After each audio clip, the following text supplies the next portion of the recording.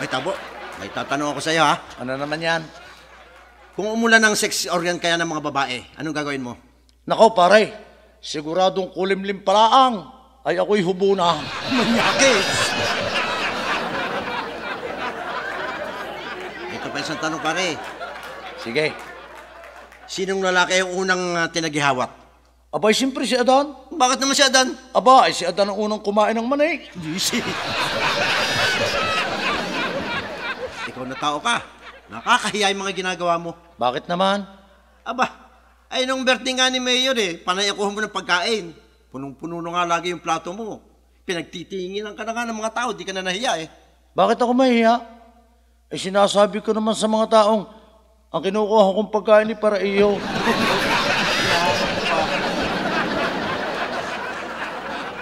May babalita ako sa iyo, pare. Yung alaga kong aso, napakatalino. Lang kwenta yung aso mo. Ano ko lang kwenta? Ay yung alaga ko. Oh. Pag sinabi ko roong kahol, Oh. kumakahol yun. Ganon? Pag sinabi kong lundag, lumulundag yun. Pag sinabi kong sayaw, sumasayaw yun. Woo! Walang kwenta. Kayang-kaya ng alaga kong aso yan Eh, hindi naman asong alaga ko eh. Ha? Ano? Bulatay.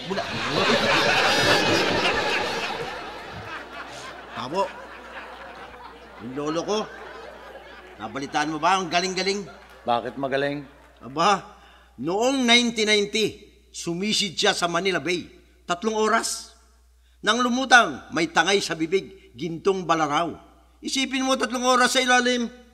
Ay walang kwenta ang lolo mo. Anong walang kwenta? Ay yung lolo ko, Oh, sa Manila Bay, oh.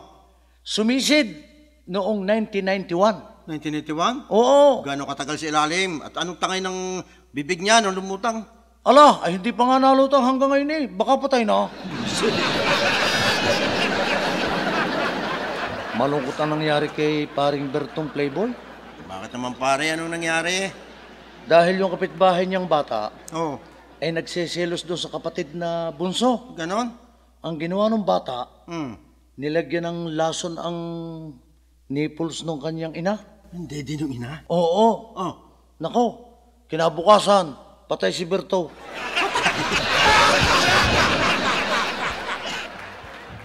Hoy, pambihira naman dito sa restaurant mo.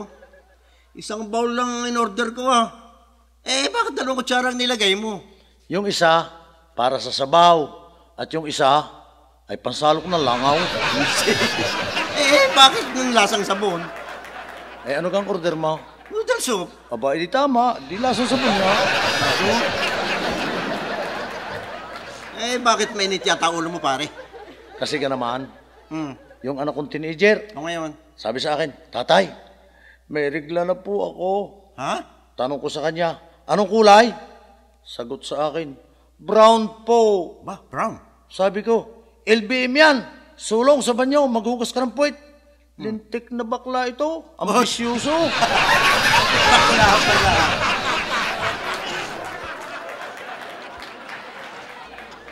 Matanong kita, Ano yan? alin ang mas masarap? Gatas ng ina o gatas ng baka? Siyempre naman eh, masarap ang gatas ng ina. Bakit mo naman? Ay maganda ang lalagyan eh. Ang sarap ut-utain. Tarantado, lalagyan ang gusto mo. Kasi. Isa pang tanong, pare. Sige, handa akong sumagot. Ilang araw meron na isang linggo? 8. Tanga, 7 araw lang. 8. Bakit naman naging 8? Patunayan mo nga. Eto, Lunes, Mm. Martes, Tama. Merkules, Oh. Huwebes, Oh. Biyernes, Oh, ngayon? Sabado, Oh. Linggo. O, kita mo, di 7 araw. Yung nasa itaas, 8. araw din yun.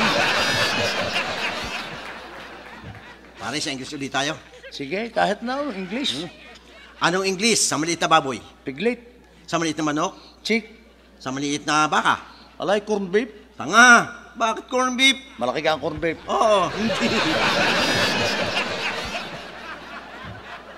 Hoy, yung aking lolo, nagpatay ng building, ubod na taas. Bakit gano'ng kataas? Aba, pag iniakyat mo yung bagong saing na bigas, pagdating sa taas, panis na. Alam, kababa naman ang building na pinagawa ng lulo mo. Anong mababa? Ay, yung lolo ko nagpagawa, yun ang mataas. Ganong kataas? Ala, Pagdating mo sa itaas, Oo. ay hindi na tao ang iyong kausap. Oh, at sino naman? Si San Pedro na. Si Santo. Ang taas noon.